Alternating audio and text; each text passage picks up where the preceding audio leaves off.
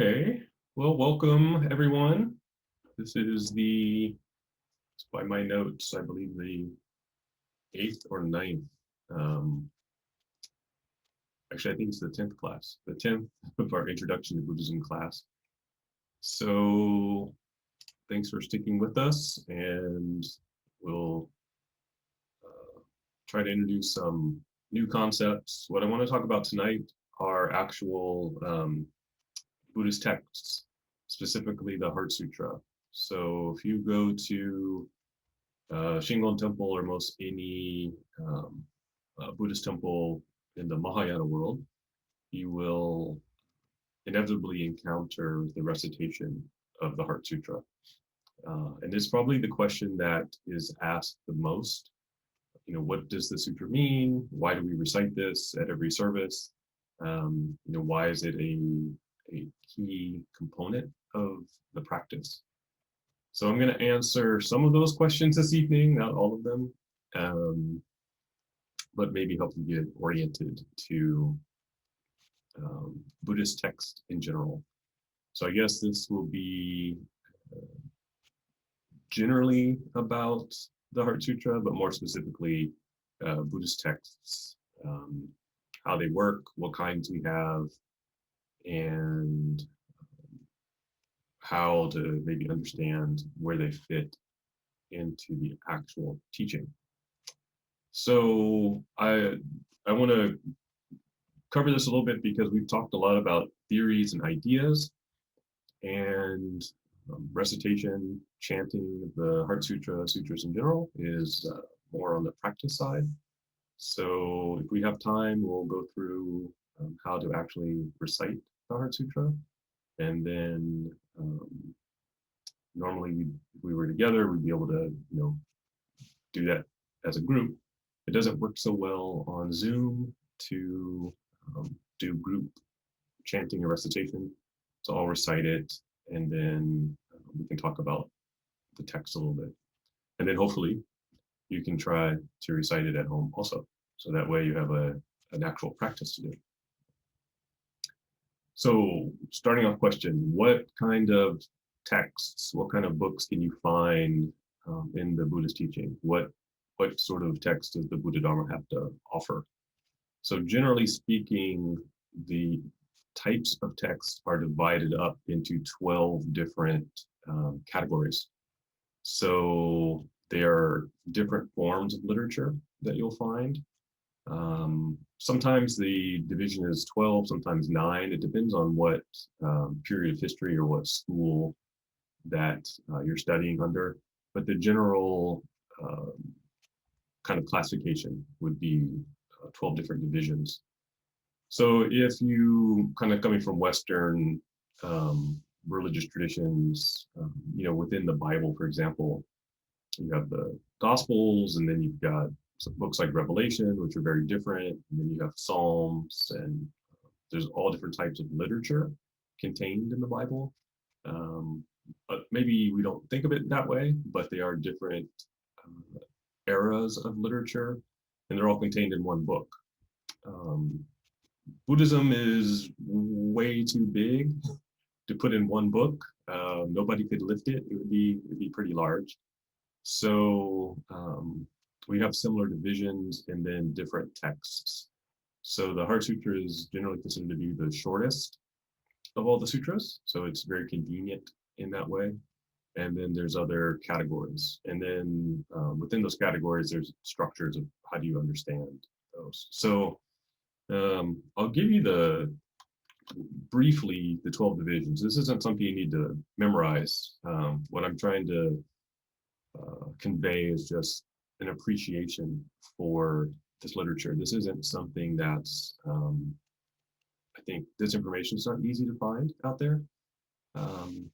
So within that 12-fold division, there are the sutras. So these are various lengths, short, medium, long, usually are the divisions. These are discourses. They read almost like transcripts. So they are discourses of what the Buddha taught or said. And those sutras initially were handed down orally. So students would memorize them, and then later on they were written. So there was an actual written record for uh, what we have today. So those sutras originally written in Pali and Sanskrit, and then translated into Chinese, later on into Korean and Japanese, and more recently into English and other Western languages. So that's generally if you're studying the history, you may look back to try to find the Sanskrit or Pali version. And then, of course, more recently with the situation in Tibet, a lot of the lamas there are bringing out the literature in Tibetan, and so they have different formulations of how they put the texts together, given that geographically they were cut off from the rest of Asia.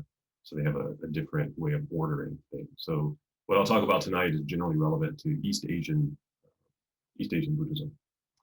So the sutras or suttas are the first division. The next would be the Gevya. These are metrical pieces that you'll find from the early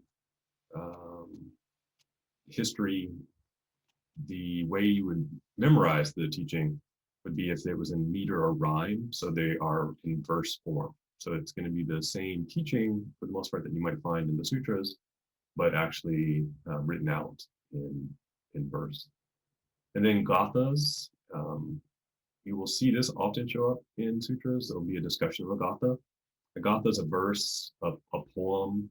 It might be a short passage that people memorize. So in larger sutras, sometimes people will say, you know, I memorized a gatha, or please give us a gatha. So some of these are separate formulations. So there are books of gathas. Some you'll find within a longer sutra. The Nidanas are classification literature. These are causes and conditions related to, you know, why was it that the Buddha taught something? So we might say kind of background literature. There are whole classifications that just discuss the background of the life of the Buddha and his disciples in their past lives. There is the Jatakas. The Jatakas are the Buddha's former lives. So there's over 500 past life stories. So after the Buddha's enlightenment, he recalled his previous lives, and that is contained in the Jatakamala, the Jataka stories. There are miracle stories. There's a whole category of literature just talking about inconceivable powers of the Buddha. So they would tell these instances where the Buddha did something that was quite miraculous. There are Abadana, Sanskrit's a little rusty. Parables or metaphors. So this would be sometimes questions and answers. Why discussions of why the Buddha taught something and what it was trying to express. So a lot of this is commentarial literature also. So these go on. There's quite a bit of these classifications. So just to know that, in general, you're going to have what the Buddha taught, commentary about those sutras, and then the rules for monastic conduct would be a whole nother category of literature. So how that's split up and described is going to differ depending on the tradition. So why is that? Unlike what Christianity in the West, Buddhism never had one certifying authority. So we never had, a Vatican. We never had a pope. We never had one council that said, this is it, and everybody's going to kind of fall in step with this structure. So what we do have are great practitioners over the years who have formulated the teaching in a way that's been understood, and that generally that formulation has become specific schools. So they would study all of this literature and say, okay, I see how best to divide it, or study it all and say, I see how we can what explain why there's so much literature. So not so much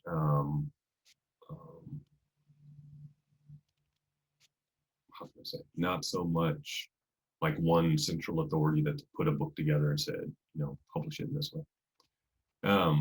So one of the questions is, how do you read the Mahabharata Tantra or other Shingon Tantras?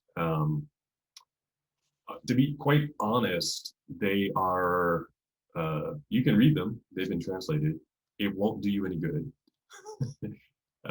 They are not, but they're not a class of literature for armchair reading. They are a class of literature to go along with oral transmission.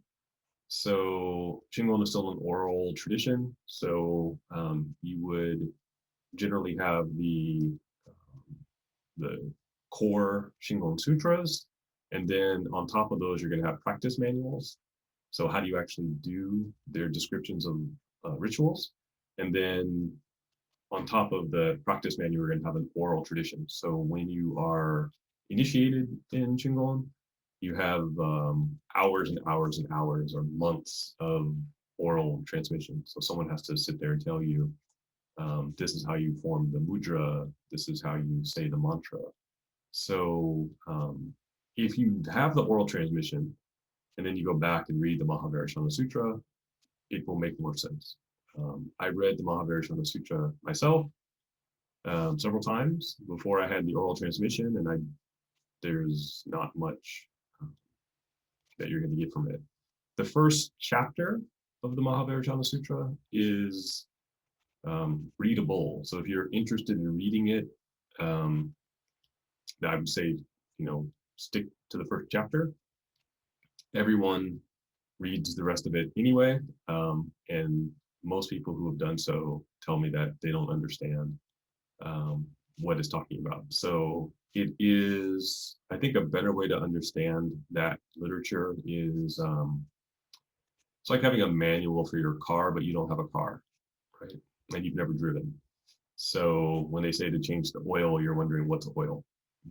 If they say, check the air pressure in the tire, you don't have a way to fill the air. So it's not relevant. There's no context for a lot of the instruction. I would say one of the misconceptions, so if you go to Wikipedia or a lot of these kind of articles about Shingon, it'll say the core text of Shingon are the Mahabharata Sutra and this and that.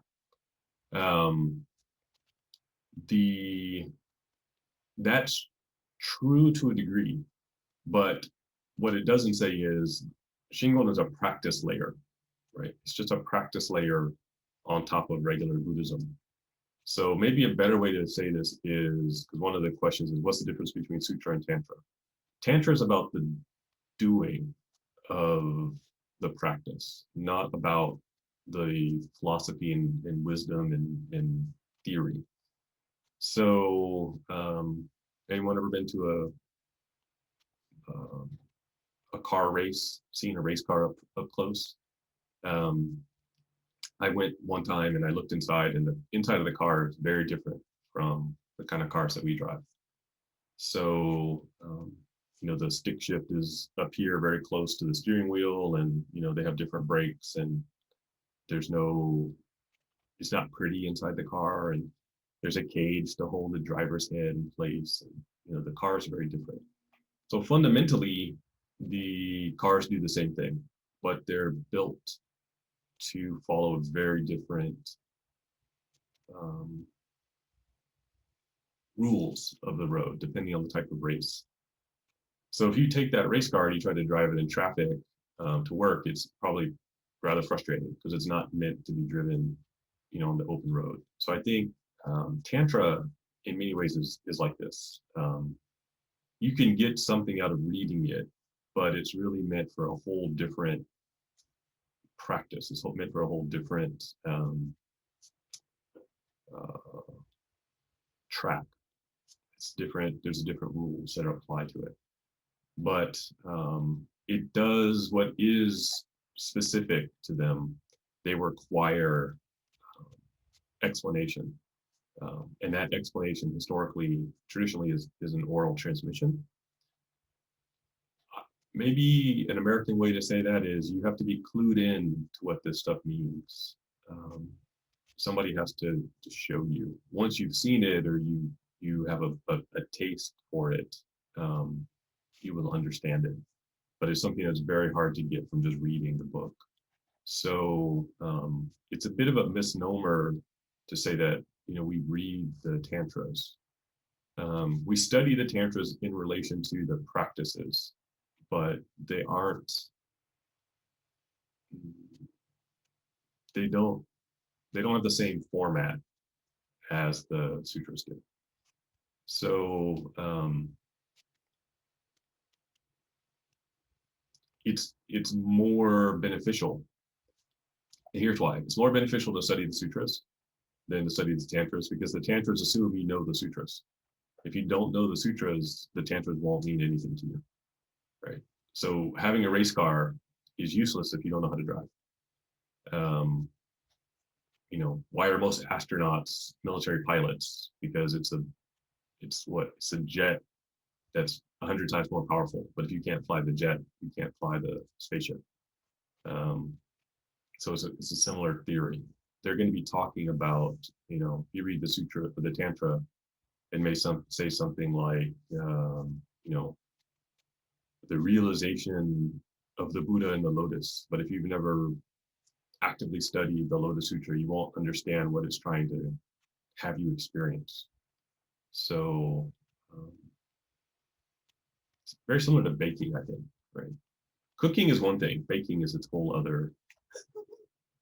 other category of thing.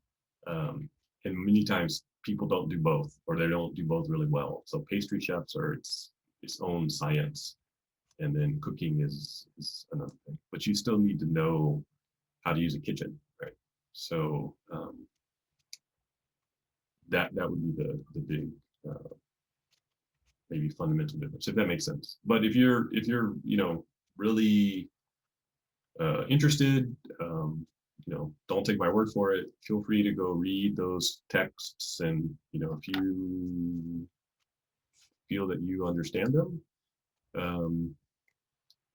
I will. Oh, you're the great practitioner. They don't make much sense without that kind of explanation. So the question, like, what text do you recommend for every Buddhist practitioner? The Heart Sutra. So we're going to talk about that tonight. Starting Thursday, we're going to be going into the Lotus Sutra.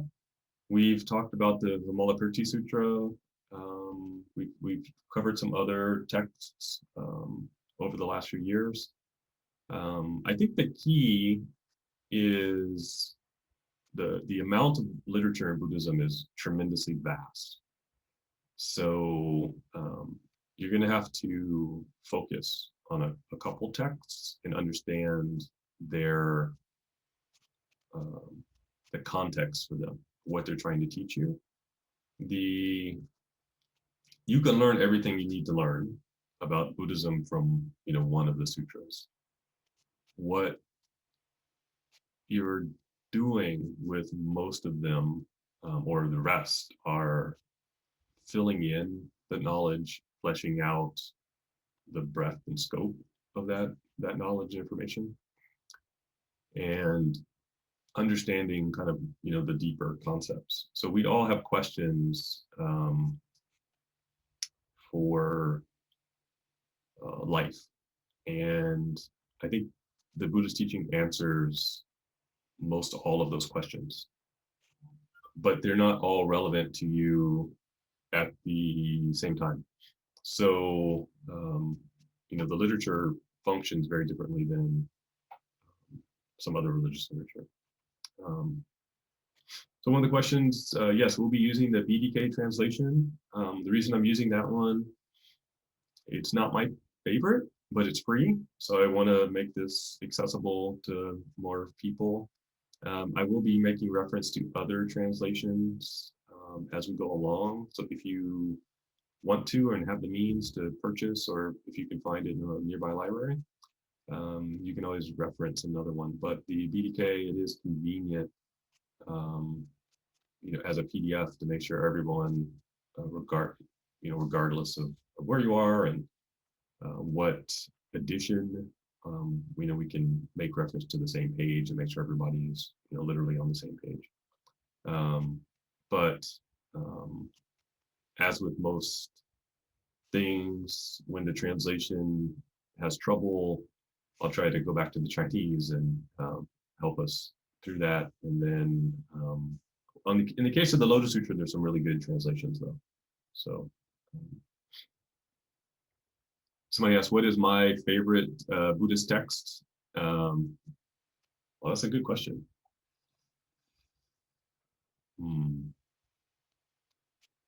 I think one of my favorite, I don't know if I have the favorite, but one of my favorite is the Queen Shamala Devi Sutra.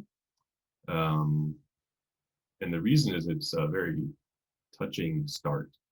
So we covered the Vimalakirti Sutra about a year ago, and BDK has that text connected with it. And if you read the first chapter, it's very readable. There's no, it doesn't really require explanation. It's very straightforward, but it's very touching. The princess is going off to be married, and the parents give her this text because they recognize she will be the queen and she'll be in charge of, her, a large number of people, and they feel they want her to learn this teaching so that she can be benevolent and a good ruler. So I think that perspective, what kind of gift do parents want to give their children when they go out into the world is very touching. So it's the Queen Shamala Devi Sutra. If you bear with me a sec, I'll see if I can find it. This is one of those questions that comes up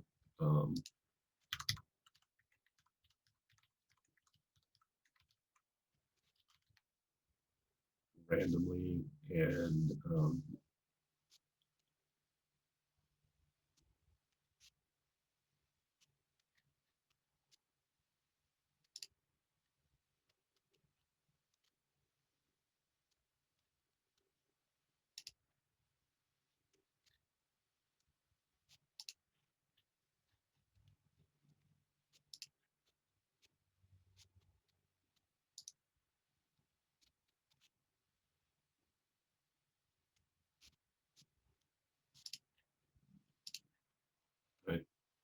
I think this is the link. See if that works, but it has the name and the title. So if the link is off. Hang on, they switched their links. I'll get the new one. Hold on. Okay. It's connected with the Vimalakirti Sutra, so you can find both. We covered it. I taught it 6 years ago, probably, back before we were on YouTube and streaming and things like that. And it was all paper too, right? What's that? And at the temple before. I think I talked about it when we first started the Vimalakirti Sutra, but I think so. If you read the first chapter, just the opening is very touching in terms of, instead of the Buddhist dance sitting before the monks and nuns, the king and queen, gifting the text to their daughter, the princess who's going to become a queen herself. And I think it's one of those, what I call reading between the lines. What kind of teaching should you give people? We're in an era where there's a lack of trust in leadership, and that text is talking about Buddha nature, that we all have Buddha nature and developing compassion for all people. And you can see where that's very important and relevant to anyone who's in leadership. How do you want to how do you want to regard people in a country? Right? So having that level of compassion for them would be really nice, right? We wouldn't have to have social justice protests and people, um, getting into places of power based on, mountain of lies if you felt that truly at the core, everyone was worthy of, um, respect and compassion. So that one jumps to mind, I think, just because of the time. And Christina asks, is there an English translation of the Rishikyo? Yes, there is. I is at the temple, and I'm in my office right now. But yes, Bishop Yatta translated it back in the 80s. The LA temple might have one or two copies, but I don't believe there's any more floating around. And then it was retranslated by a scholar.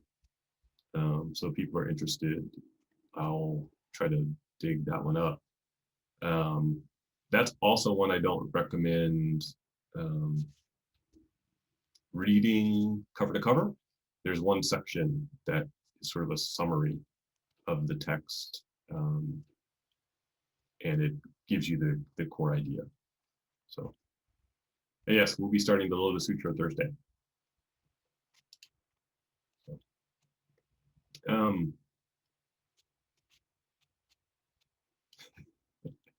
I knew Brandon would hear that one. When I was, the last time I looked, there weren't any more. There might be one in the bishop's office. I think Sacramento had like 2 copies, and then Miyata Sensei gave me one long time ago. So back in the 90s, if you believe that. That's how long I've had mine.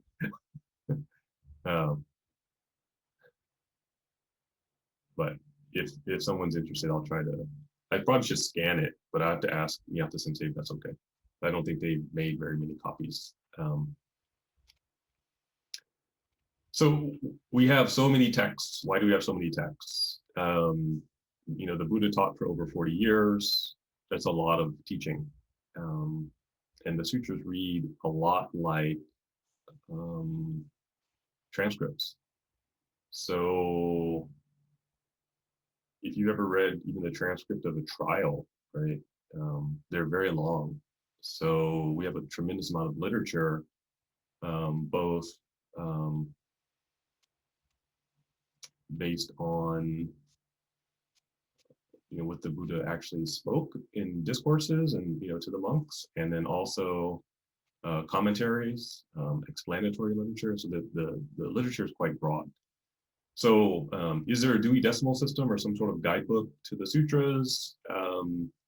Not precisely. What was devised, what the early thinking was, how do we make sense of all these different teachings and different texts, because they appear to teach different things. So the question early on in the Buddhist world was, I would say primarily in China. So after a lot of these texts came into the country, they came in as a flood of books, and they were all translated. It was a national project. The emperor sponsored the translation project, and in the midst of that project, people started wondering, how do I make sense of all this literature? If we read it, out of order, it appears not to make much sense, or it appears contradictory. So debates arose. Did the Buddha really know what he was talking about? Was he contradicting himself all the time? What's the structure? So each school probably has a slightly different emphasis on different texts. But what I'll say, the one that for most of the East Asian Buddhist world that kind of said, here's the general structure, how to understand those, was Master Jiri. So now you get to look at pictures, and I'll share with this. So Master Xuanzang, the Chinese monk who was very famous, left Xi'an and walked with many hardships, including kidnapping and attempted murder, you name it, from Xi'an all the way into India to retrieve the Buddhist texts, and came back through his long journey with just a massive amount of books.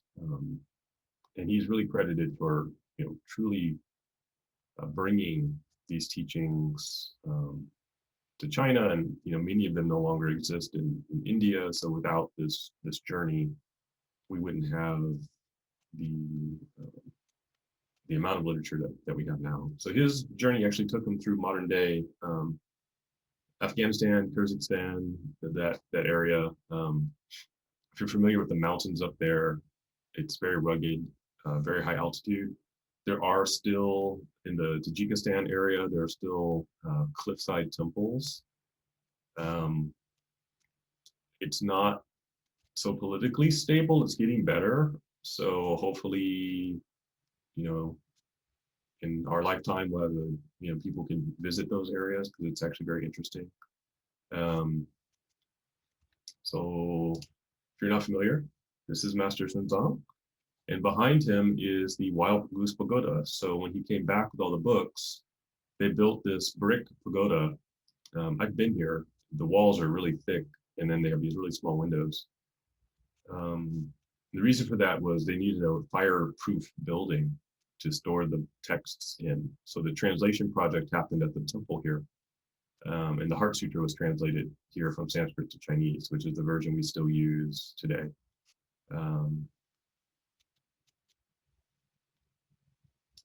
And he had this really nifty backpack. This is the early camping rucksack. So you can see it's stacked with scrolls. So he came back. Actually, he came back with a caravan of elephants and horses and camels and all kinds of stuff filled with books. So one of these days, I think for this class would be good because it's a really interesting historical period. And he kept a journal, so we have really good records where he went, who he studied with. There's a documentary, so I'll assign the documentary, and we can talk about it in the evening. It's really helpful. Okay, so that's the great Master Xuanzang. So I missed some conversation.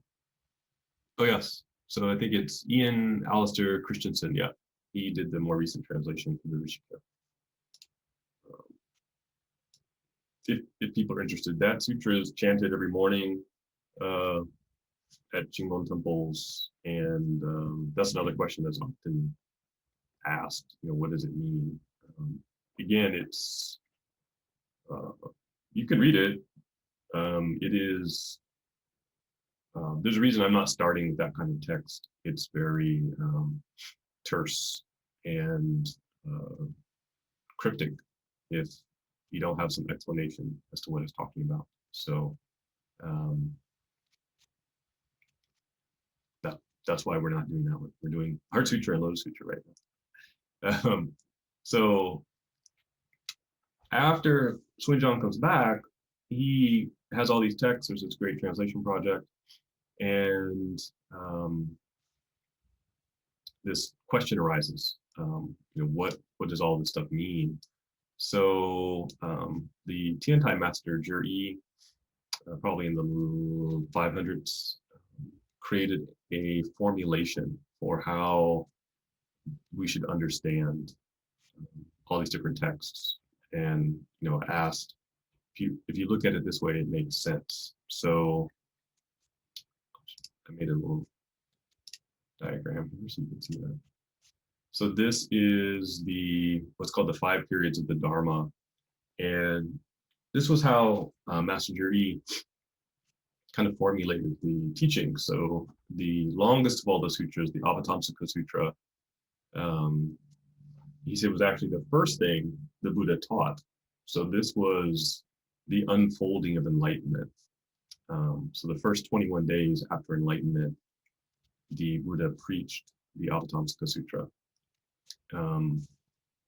But knowing that that full explanation of the enlightenment experience was not a good starting point. He had to sort of retool, so he taught the agamas for the next 12 years. So the foundational teachings of precepts, meditation, what to do, what not to do, how to live in community with the monks and nuns, what are the rules for begging for alms, all these different kind of things, correcting people's thinking, kind of laying out the Four Noble Truths and the Eightfold Path. All of that is in the agamas. So once that was established, under Juri's formulation, the Buddha moved on to the Vaipulya teachings. So this category of the Lankavatara, Samalakirti, the Amida Sutra, Mahabharata Sutra, those sutras would be in that section. So the idea was these were expressing the Bodhisattva path.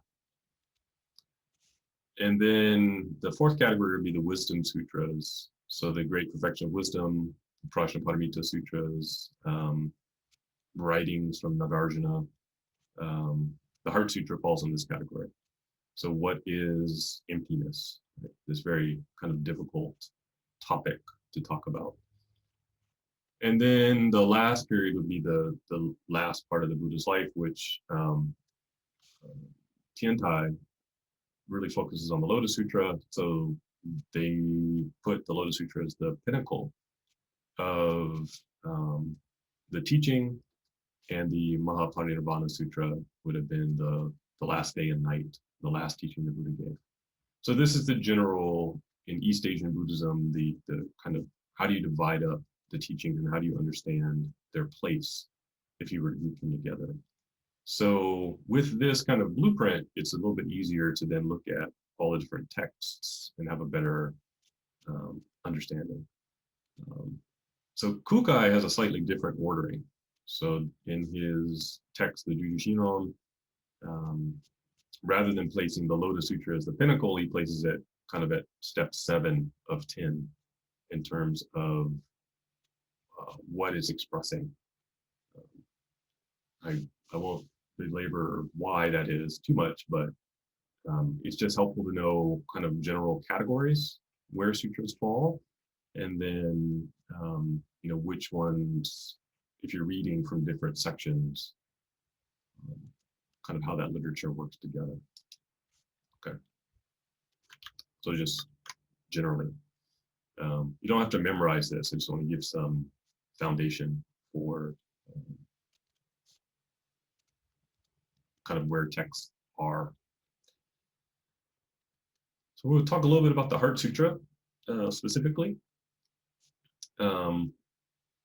The title of the Heart Sutra is the Prajnaparamita Sutra. So I'll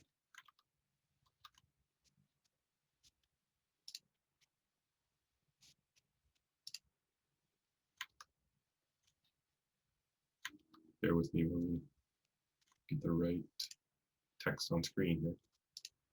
There we go. So this is the English version. So this is usually how it's recited, but it's helpful because this is the one you'll see at the temple.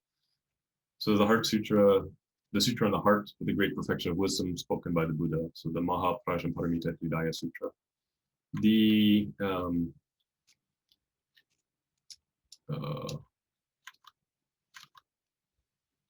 Heart Sutra is interesting because it talks about wisdom, and that's the operative word here, the prajna. Prajna is, I think you can understand this in a few different ways.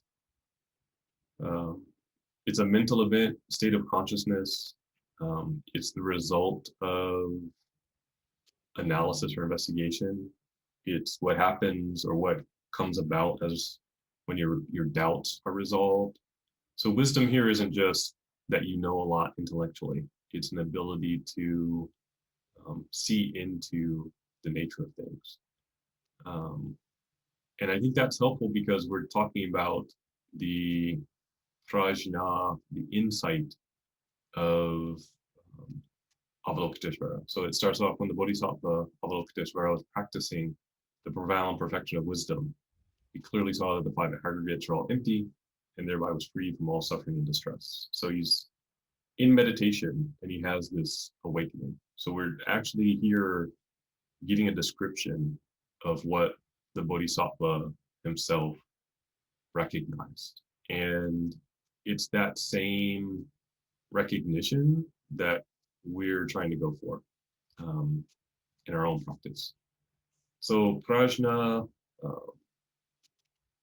is this ability to discern the truth of a situation, to look into the ultimate nature of things. So this is ultimately the type of wisdom we're trying to develop through meditation. Paramita, so we have this Paramita, Prajnaparamita. Paramita is perfection. So most specifically, the kind of perfection we're talking about here is perfection of practice. There's many perfections that are discussed in Buddhism. Perfection of giving, perfection of morality or precepts, perfection of endurance, so the six perfections we're talked about often. But paramita is made up of two words, param in Sanskrit, which means something beyond human knowledge, and ita, something that you obtain or you remember. So paramita is really something right beyond our human knowledge that you're able to retain. And if you put the words together from Sanskrit, it's a little bit easier. So it's a type of wisdom beyond our mundane human knowledge that we're able to obtain. So it's obtainable for us. And the Sanskrit word hridaya is the heart, the center, the what, the true component, something that's unique. And sutra itself means this. Typically, it meant to stitch or to thread, and it comes from the time when books were sewn. So they would have the earliest books were papyrus or palm leaf, and they were just leaves stacked up, and then scrolls. But before that, they would just sew the leaves together. So something that is connected. So this Mahaprajnaparamita Hridaya Sutra is this great knowledge, insight into the true wisdom that is the heart for our practice. And this is the text that is going to explain it. The Heart Sutra is usually used for practice. It's not as often used for explanation, and I'll explain why. There's a tremendous amount of detail packed in the Heart Sutra. I sometimes describe it as instant coffee. So to make instant coffee drinkable, you have to add the right amount of water and stir it so it dissolves completely. The water has to be the right temperature. I don't know if you ever tried to make instant coffee with cold water, it doesn't work so well. If it's too hot, it kind of loses its flavor. And the right concentration and balance. But if you take it straight, out of the jar, it's pretty bitter. It's not so good tasting. So Shingon temples worldwide, but also within, I think, in the United States, the question I get most often is, what is the meaning for this text? And it's expressing the wisdom that the Buddhists have. But the better way to understand that wisdom is to study the other sutras. Um, Once you study the other sutras and you come back to the Heart Sutra, it's a lot easier to understand what the Heart Sutra is expressing. Um, but it's probably not, just because it's short doesn't mean it's easier to understand. It's quite packed with information. It's very, it's more like an outline, right? If you remember back when you were in school, you might study the whole semester, a whole bunch of stuff, but then you might have an outline of the course, or you go back to the syllabus. And after you've taken the course, you can look at the syllabus and say, oh, well, chapter one, okay, I remember chapter one was the history of, America. We talked about this and this and then all these different things. And chapter two, oh, it was a colonial period. I remember that. And we talked about all these different things. So once you know it, the outline can trigger that knowledge. If you don't know it, you read the syllabus the first day and you go, oh, wow, that's a lot of stuff we're going to study. I wonder, this course seems very interesting. I think the Heart Sutra works in a similar way. If you study the Dharma, more and more the Heart Sutra starts to open up and you see all of this information in it. But it is an outline. It is a distillation of a lot of other teachings. So to try to start from the Heart Sutra and work backwards, probably more difficult than it should be.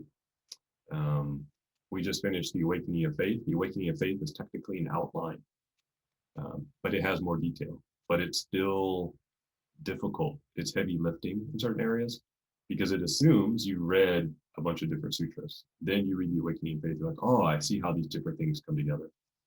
It's a longer outline. So I know some temples will not lecture on the Prajnaparamita literature at all because you're talking about emptiness and concepts that are far beyond many of our day-to-day experiences. And I've actually heard, at least a few monks in other traditions say they don't teach it because it's not anyone's experience. So you're talking about something that is not something you're going to do tomorrow, something that's your ultimate goal. So they don't find it beneficial. It's, why do we use it then? Right? So I say all that, then why do we have it?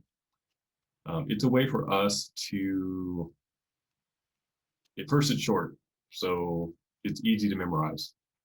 At least in Shingon, Kobayashi says it functions much the same way as a mantra. And of course, our school is known for mantras. And also, the Shingon perspective is by reciting it, you're getting a glimpse, you're getting a bit of an insight into what the mind of the Buddha is like. So as you're reciting the Heart Sutra, if you recite the Heart Sutra often, you are kind of standing in the same space as the Buddha. So you're getting some experience of the enlightened mind. What is it like to have this wisdom?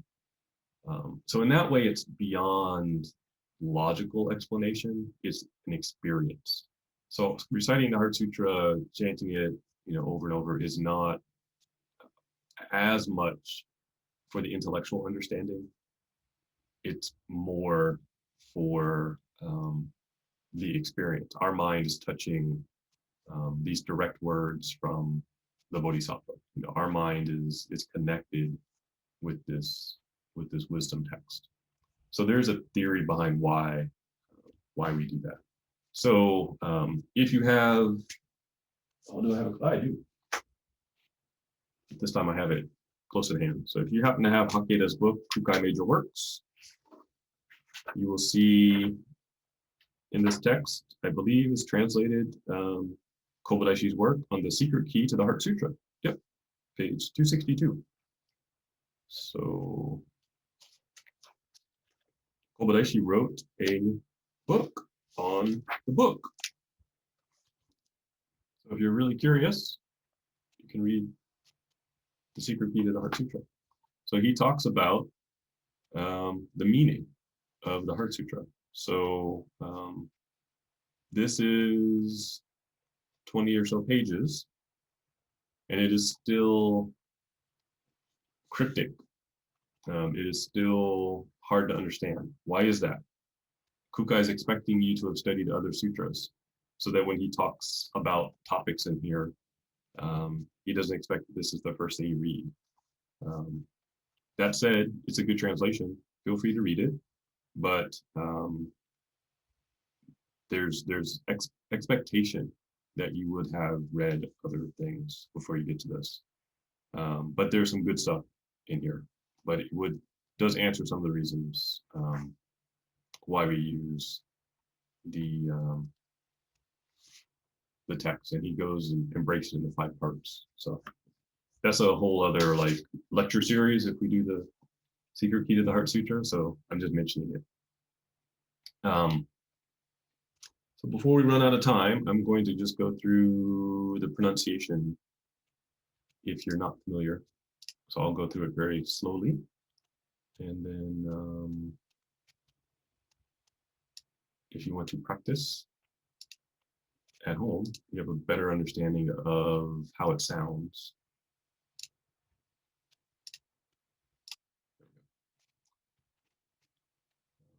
So it's usually recited in the temple as a group, or you can do it on your own.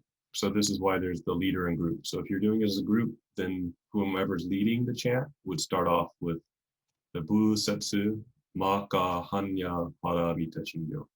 So they say Busetsu Maka Hanya Paramita Shingo.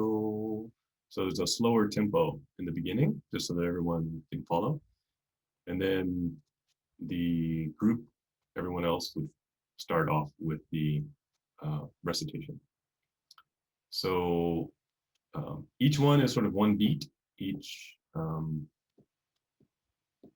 word grouping.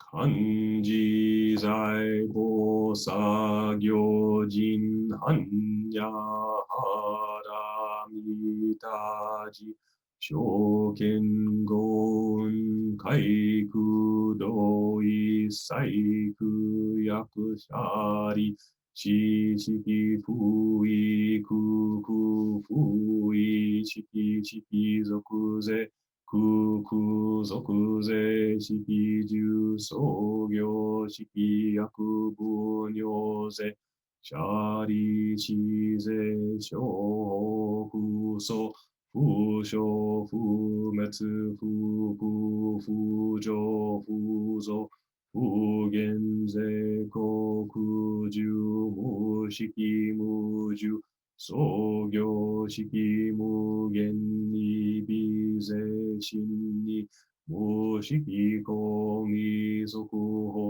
mu gen kai nai shi mu i shiki kai mu mu myo yaku mu mu myo ji nai shi mu ro shi yaku mu ro shi ji mu hu shu metsu do mu chi yaku mu toku i mu sho to ko bo dai satta e hanya paramita ko shin mu ke ge ko mu ku fu onri isai tendo mu so ku gyo ne han san ze shou butsu e hanya paramita ko toku wa nuku tara samyaku sambo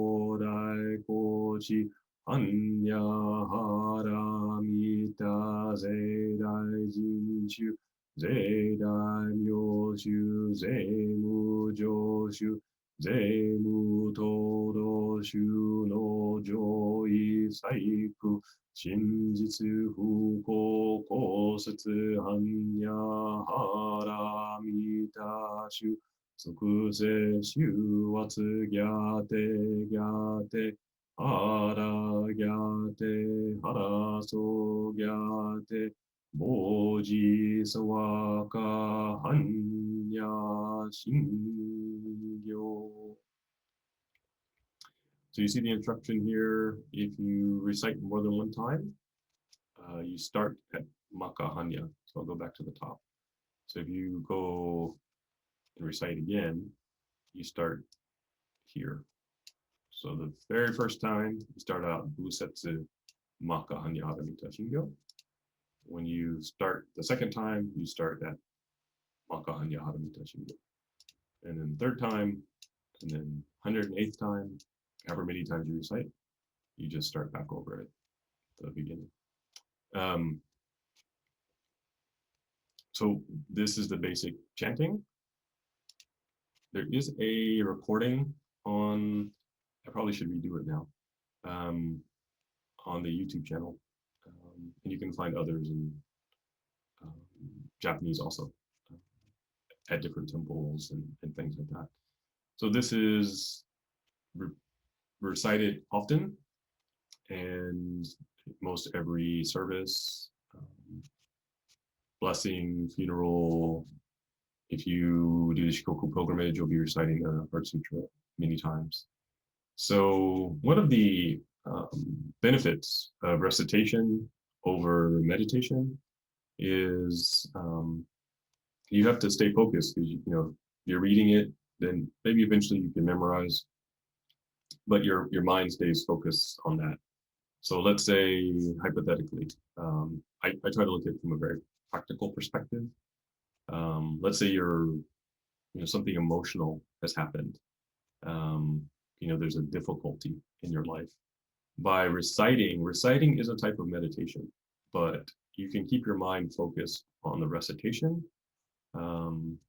rather than if you're sitting silently. Sometimes a lot of emotions can come up and you can be overwhelmed by those feelings. But recitation takes your mind and focus it on one thing. Same thing when you're doing a mantra practice. The difference with reciting the Heart Sutra, though, is you do have to stay a little bit more focused with the practice. If the mantra is short, it's a little bit easier to daydream. But if you're still, doing this when you're reading it, you have to really stay focused. It's also a way to practice with others. So when you go to the temple, you can practice with other people. If you're on the pilgrimage, you can practice with other people. I took a group in 2015, and many of the people in the group didn't speak Japanese, but when we went to the temple, there was another group and they came and everyone recited the Heart Sutra together. So they could recite, they could practice together. And it was very nice. It was a nice way to connect with people. So there are some benefits to recitation. We do have, I'll give you the English, right? So I'll go through the English also. So the Sutra on the heart of the great perfection of wisdom, spoken by the Buddha. When the Bodhisattva Avalokiteshvara was practicing the profound perfection of wisdom, he clearly saw that the five aggregates are all empty and thereby was freed from all suffering and distress. Satiputra, matter is not different from emptiness. Emptiness is not different from matter. Matter is itself emptiness. Emptiness is itself matter. Of sensations, perceptions, mental formations, and consciousness, the same can be said. Satiputra, all mental and physical events and qualities are characterized by emptiness. They neither arise nor cease, are neither defiled nor pure, and neither increase nor decrease. Therefore, in emptiness, there is no matter, and no sensations, perceptions, mental formations, and consciousness. No eye, ear, nose, tongue, body, and mind. No forms, sounds, scents, tangibles, and objects of mind. No realm of vision, and so on to no realm of consciousness. There is no ignorance and no ending of ignorance, and so on to no aging and death, and no ending of aging and death. There is no suffering, no origin of suffering, no cessation of suffering, and no noble path. There is no knowing and also no attaining, because there is nothing to be attained. The Bodhisattva, because of his reliance on the perfection of wisdom, has no mental obstructions. Because he has no obstructions, he has no fear. Being free from all inverted views, he ultimately attains nirvana. All the Buddhas of the past, present, and future, by relying on the perfection of wisdom, attain supreme and perfect awakening. Therefore, know that the perfection of wisdom is the great mantra, the mantra of great wisdom, the highest mantra, the peerless mantra. It can remove all suffering. It is true and not false. Therefore, I teach the perfection of wisdom mantra. Then he taught this mantra, Gate, Gate, Haragate, Harasamgate, Bodhisvaha, the Heart Sutra. What you're reading, right, it starts off with the Bodhisattva Avalokitesvara after practicing this.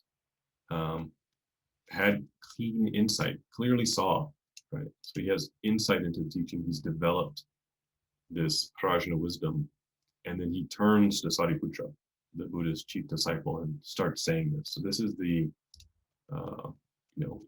aha moment. Like, oh, I get it. Sariputra, let me tell you what I've just realized. So you're reading the, that awakening moment for Avalokiteshvara, that, oh, I've got it. I understand this wisdom now. So parts of this can read and understand directly. Other parts, throughout the years, you come back through reciting it, you'll have different insights. You'll see things from different perspectives.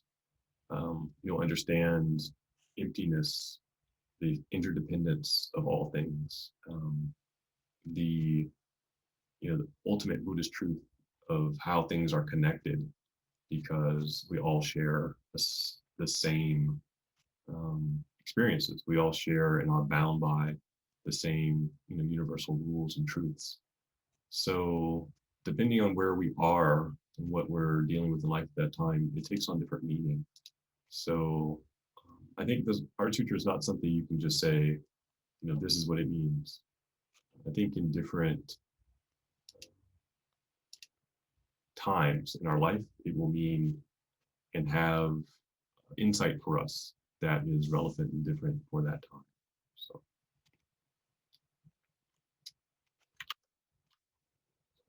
talked at you for an hour. Does anybody have any questions?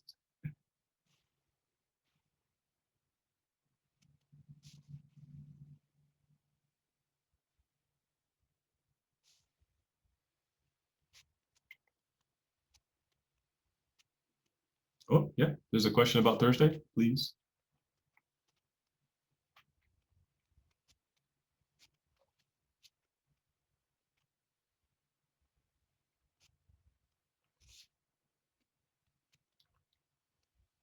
Oh, that's a good question. So what should, if you're going to be part of the Thursday, if you'd like to read, start reading the first chapter of the Lotus Sutra, you can. I will probably spend the first class or two, just give me some orientation to the text, when it was translated, background, history, things like that. So we kind of know what we're reading. For the class itself, we'll be using the BDK translation because it's really available. I will also be making reference to some other translations where relevant. So we can give you those if you'd like to purchase other copies, totally optional, up to you. But we will be using the Bukkyo Dendo Kyokai version because they have published and freely released the text as PDF. I actually know one of the commission members, and they were very surprised by the reception. So they keep track of all the downloads. They were surprised by the number of people who were interested in the text. So it's go ahead and download it. It makes them happy to see that people are using the texts, and they wanted to make it more available than just the printed version. So I think the printed versions were all $35 to $50. So this way you can actually obtain quite a number of texts. So we will be doing it I guess, similar style. So the very, very traditional sutra lecture style would, Chinese or Japanese would need to go character by character. That's a bit tedious for, I think, our style. So we'll be going through and we will read it together. But I'll try to point out the components that are not immediately obvious. I would say there will always be more. The Lotus Sutra is one of those texts that's probably had more written about it than most anything else. And the key with any of the sutras is understanding what the Buddha was telling us, but also what does it mean for us? How do we approach it today? And I think that's an ongoing process to translate it to something that's relevant to us. So that's an ongoing process with every generation. So we will work on that together. So.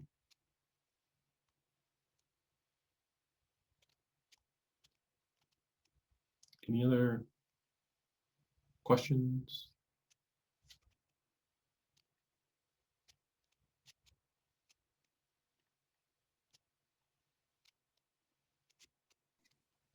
Kosho Sensei, Yes.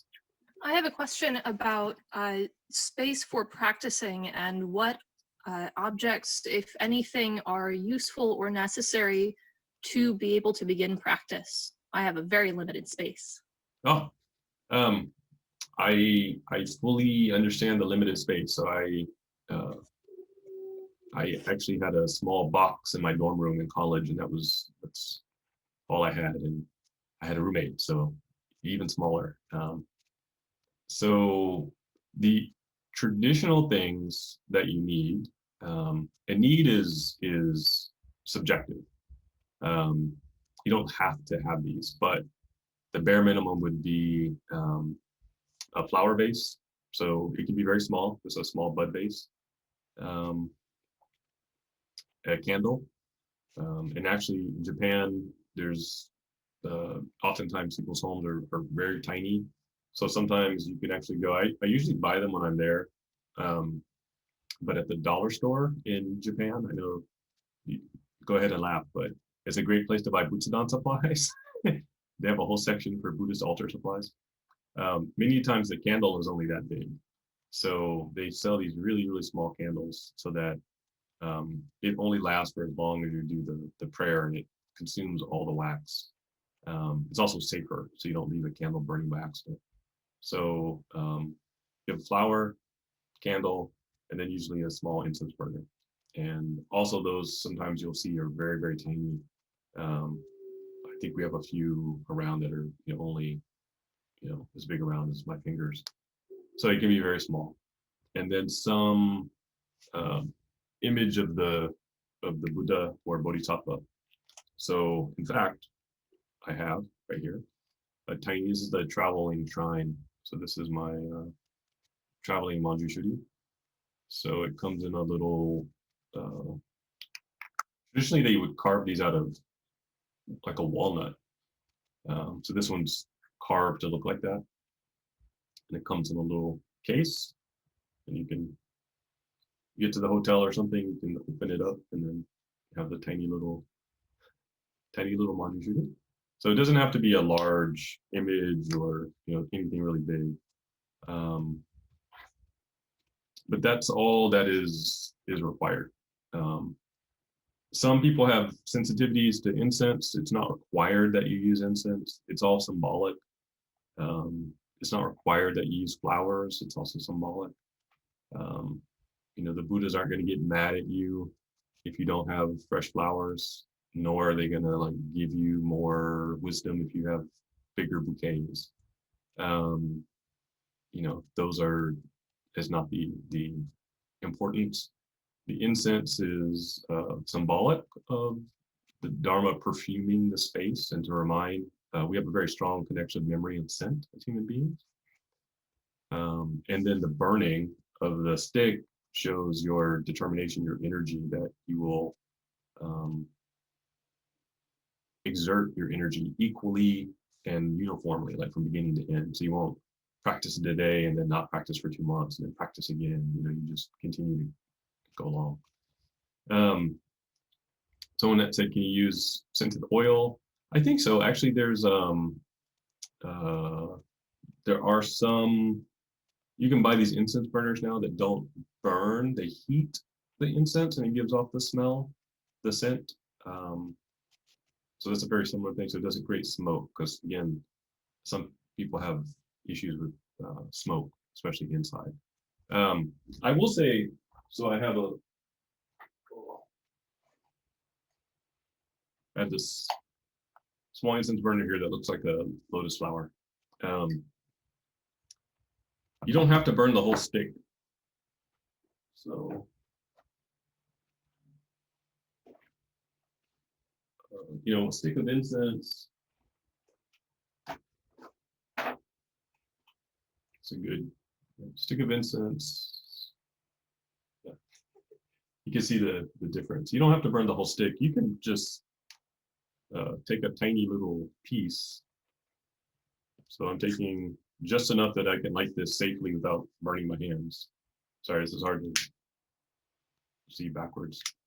And that tiny little, especially the high quality Japanese incense, it doesn't give off that much smoke.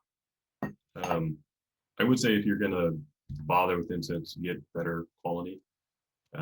That's only gonna go for a few minutes. So you don't have to use a lot. You definitely don't. The purpose is not to fill the room with smoke. The high quality incense doesn't smoke that much. So the incense burners right here, I don't think you guys can see the smoke. So it's not a big cloud. That's not the purpose. But it's optional. If you have breathing sensitivity, it's not required.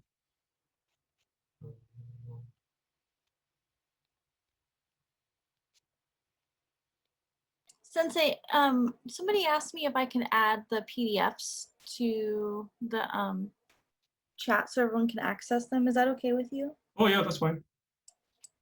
Okay, thank you. Yeah. Of the sutra or the handouts tonight? What I showed you on screen?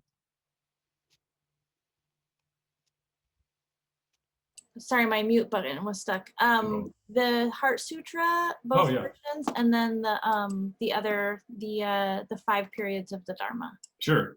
I saw a couple typos, so don't hold on to that as the definitive copy. So I just typed that up real quick so you could read it. But yes, that's totally okay. I'm trying to catch up with all the. Yeah, the chat is very active. Do you want some help? No, I'm just catching up. So explain definition of emptiness. Emptiness is better described, in my opinion, as interconnectedness. So when we say emptiness in Buddhism, we don't mean, empty, like the cup is empty. What we mean is empty of something, empty of an independent existence or lacking independent existence. So nothing in the world comes into existence on its own. Everything is created from other things. So to use my stick of incense analogy, yes, it's a stick of incense, but the stick of incense is dependent on a factory to make it. It is dependent on cloves and ginkgo and different trees and resins. It is dependent on the moisture and the press to create the stick. It is empty of an independent existence. It is empty of its own essence. When we burn it, it becomes smoke and ash. So there's nothing permanent. So everything in the universe has this quality. So that's emptiness. I wouldn't translate it like that. Emptiness is not the best word. Interdependence is better. But historically, in English, it's been translated as emptiness. But in American, Western minds, when you say empty, you think of nothing. So people tend to switch to this sort of nihilistic thinking. Actually, means everything is interconnected. Everything is interdependent. Everything is, we are all connected to one another. So that's probably a better way to understand it. And yes, Shoyedo does provide good quality incense. This is the Koyasan incense.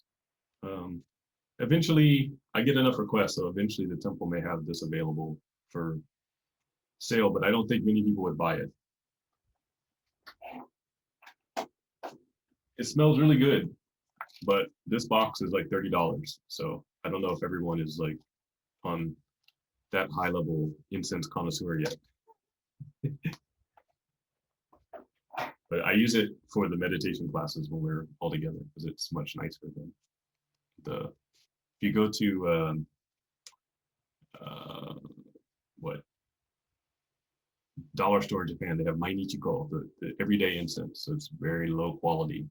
If you do have breathing problems, though, this does not bother your breathing. So even asthma, I've never had anyone with asthma have trouble with the high quality. The low quality incense it's the particulate matter is not good. So I don't recommend the cheap stuff.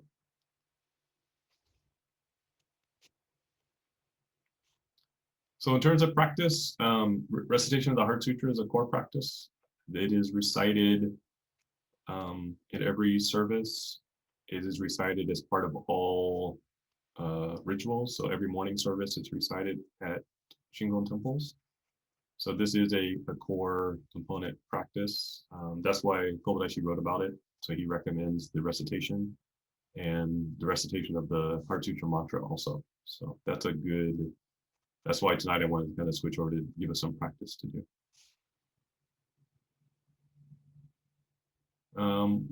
I do have, so one of the questions is about images and if we're going to have any available. We made a connection with a statuary carver, and they are willing to provide statuary to the temple so that we can make it available to you, because importing statuary is very expensive, and there's just not the tradition of creating statuary in the United States. So I'm sure there are people who have the skill, they've just not practiced at creating Buddhist statuary. So that is something that we've looked into. To be very honest, they're very expensive, and if we do it, we'd have to have people order up front and then send off to the carver to have them made, because they're going to be made for everyone. But they are, I think the way people look at it in Japan is, you're going to buy one and it's part of the home, so the family has it forever, so you probably inherit, give it to someone. In America, we think, oh, it's for me, so it depends on our budget. But you don't have to buy anything very expensive. The temple has very expensive statuary, so you don't, for your personal practice, you don't have to have that. Even a scroll is sufficient. They're very inexpensive.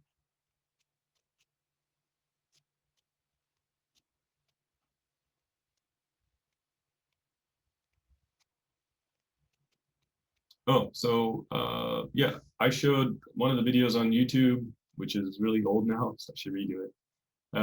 Has the sort of threefold image. It's a very common image to see at Shingon temples and in Butsudans.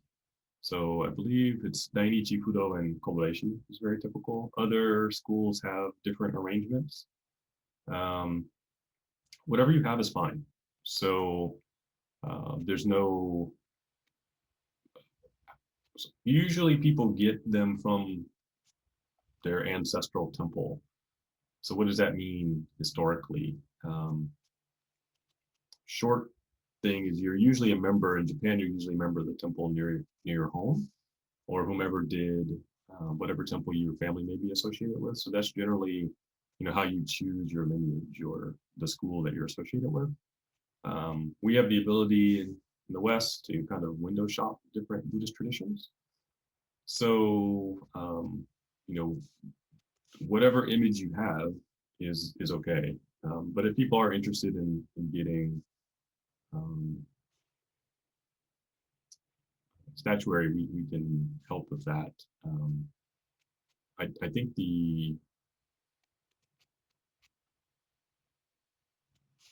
because we have a connection with the actual carver. It sounds very odd. Cut out the middleman, but it's much more affordable. So they're interested in helping obtain the statuary for people here because it's not something that you can find very easily. Did I answer? I think I got. If I missed any, let me know. Oh, there's a new one. Okay.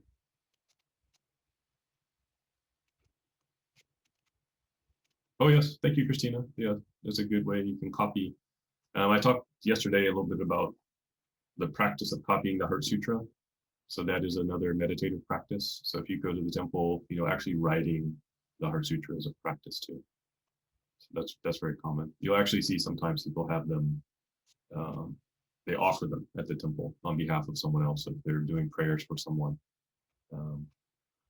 If you're here in the United States, we're getting ready to we've had a lot of changes in the last 2 weeks, but formally a big change. So I'll be offering prayers on behalf of the nation and in support of peace.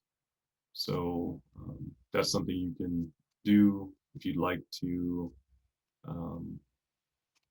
make the vow, like I'm going to recite the Heart Sutra 1 time or 3 times, or I'm going to recite the Heart Sutra 21 times or 21,000 times, whatever is your capacity, and dedicate that merit for peace or someone's health. I know a few people who have COVID right now. All of those things are good good ways to practice in our traditional practices. So you can practice on behalf of others in that way. And that is also a good way to practice your understanding of emptiness, right? Seeing our connectedness to situations.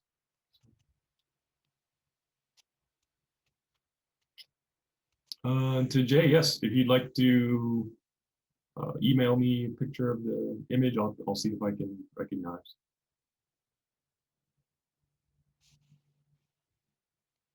So one of the questions, what's required in Shingon to do a meditational deity, and what can we do without Abhisheka?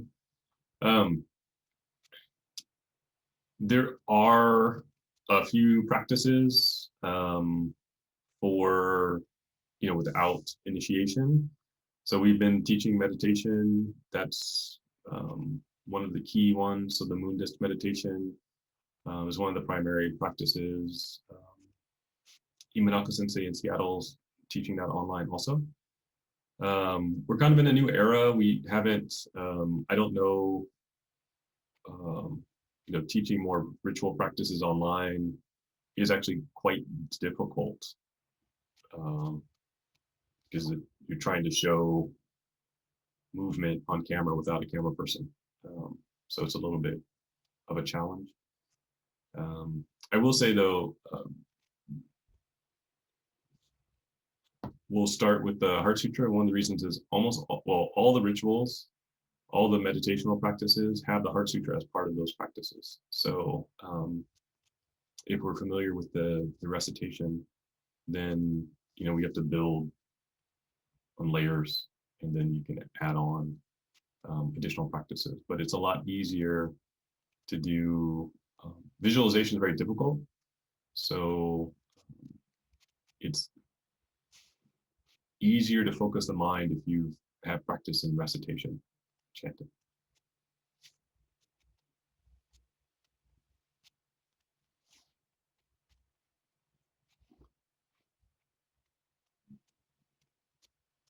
Any other?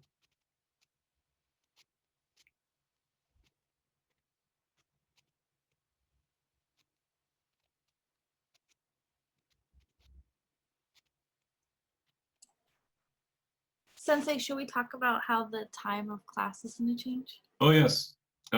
So our apologies, both my co-host Jamie here and myself have a conflict upcoming for Monday evenings. So we will be changing the schedule to Wednesday, same time,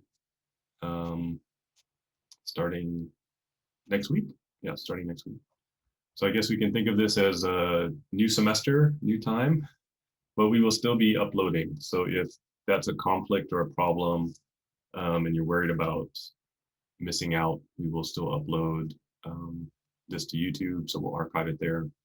So I apologize with the timing conflict. So Wednesday at 6.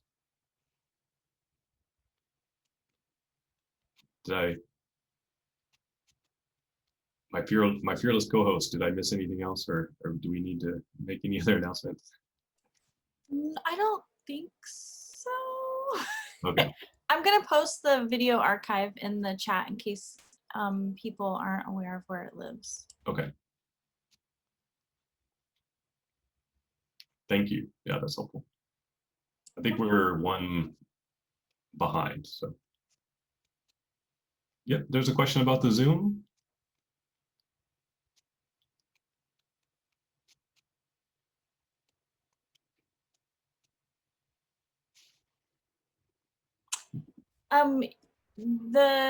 So Carlin, the link, once it's reset for Wednesdays, you can save it and you don't have to register if you don't want to over and over again. A lot of people choose to because they get reminders, I think. So if you want to save it, then you'd be like responsible for tracking that, just so you know. And then starting which Wednesday, Joe? That'd be- That would be next week, not this week. So if we do the intro class, it will be February 3rd, is that correct? Let me double check.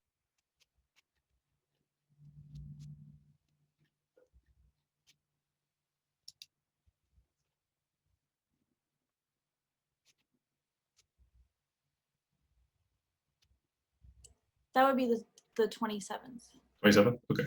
Yes, sir. And I'll update the calendar that we have available and I'll plug that into the chat too.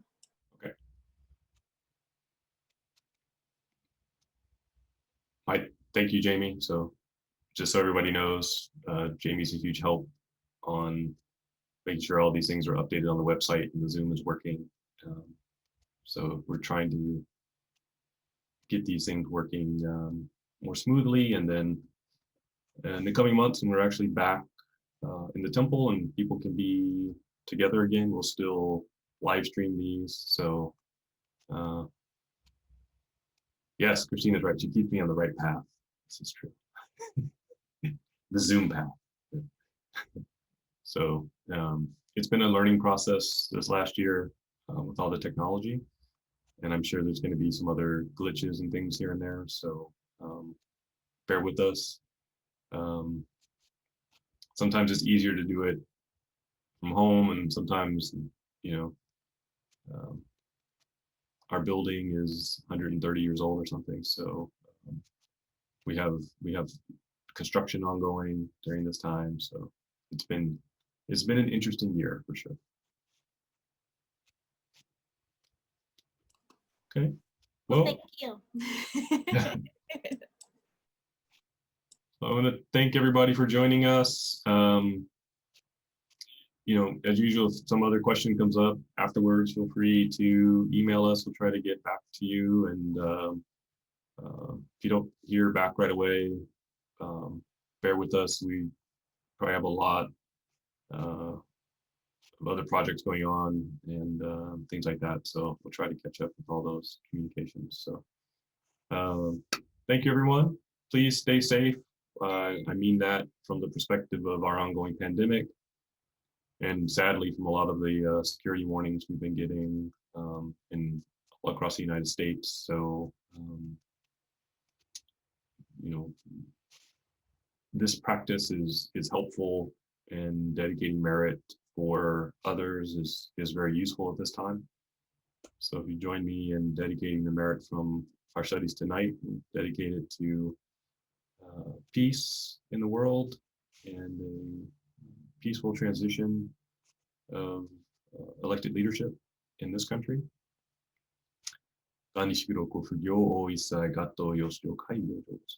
Dedicate whatever merit we have accumulated to the benefit of all sentient beings, so that they, together with us, may equally realize awakening. Thank you, everyone. Looking forward to see you on our upcoming classes. In the meantime, stay safe and keep the questions coming. Good night.